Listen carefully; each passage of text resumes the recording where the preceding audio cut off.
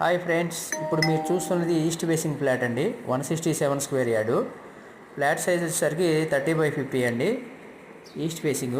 మీకు రోడ్ వచ్చేసరికి 30 feet road అండి. ఈ ఫ్లాట్ వచ్చేసరికి కృష్ణా బృందావన్ కాలనీ అండి, బంధం కొమ్ము, అమీన్పూర్ అండి.